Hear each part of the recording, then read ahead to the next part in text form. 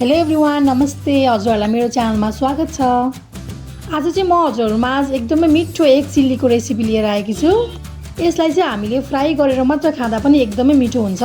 हजुरहरूले यसलाई स्न्याक्सको रूपमा खान पनि सक्नुहुन्छ। सुरुमा म अन्डा फ्राई गर्दैछु। त्यसको लागि हामीलाई यी सामग्रीहरूको आवश्यक पर्छ। सुरुमा मैले 4वटा उसिनेको अन्डा लिएकी छु, 4 चम्चा जति मैदा लिएकी छु, अदुवा लसुनको पेस्ट, स्वाद अनुसार नुन, 1 चम्चा जिराको धुलो, आधी सानो चम्चा बेसार, 1 सानो चम्चा कश्मीरी चिल्ली पाउडर र फ्राई गर्नको लागि तेल लिएकी छु। त्यसै गरी एग चिल्लीको लागि हामीलाई चाहिन्छ क्याप्सिकम, गोलभेडा, प्याज, हरियो खुर्सानी, मरिचको धुलो, मसिनो गरी काटेको अदुवा लसुन, सोया सस र टोमेटो केचप चाहिन्छ। अब म बनाउन सुरु गर्दैछु। सुरुमा उसिनेको अन्डालाई मैले जसरी नै 4 भागमा काट्नुपर्छ।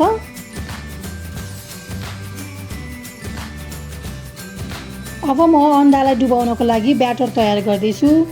एउटा सफा भाँडामा मैदालाई राख्दैछु।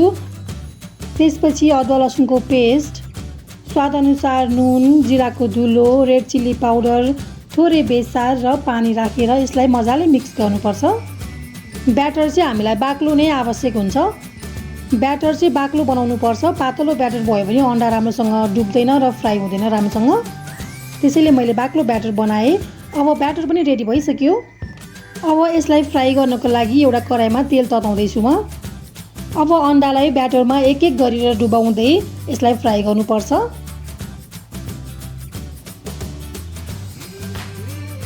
हामीले अन्डालाई दुवैतिर गोल्डन ब्राउन कलरको हुँदासम्म फ्राई गर्नुपर्छ। मैले चाहिँ हाई फ्लेममा दुवैतिर फ्राई हुने गरी मजाले चलाउँदै फ्राई गरेँ। मैले चाहिँ यसलाई ठुलो ग्यासमा चलाउँदै फ्राई गरेँ।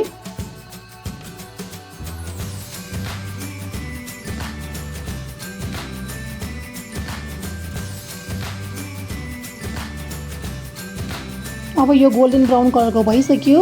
अब यसलाई म सफा प्लेटमा निकाल्दैछु। यसलाई चाहिँ यतिकै फ्राई मात्र खाँदा पनि एकदमै मिठो हुन्छ। मैले चाहिँ केचपसँग खाएँ थोरै, एकदमै मिठो भएको छ। यो क्रिस्पी पनि बनेको छ।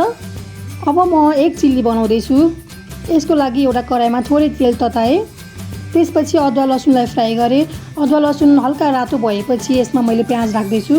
त्यसपछि गोलभेडा, हरियो खुर्सानी, क्याप्सिकम राखेर 1 मिनट जति चलाउँदै पकाएँ।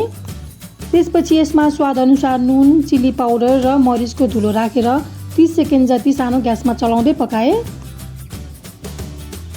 अब म यसमा सोया सस र केचपलाई पनि राखेर 30 सेकेन्ड जति चलाउँदै पकाउँदैछु।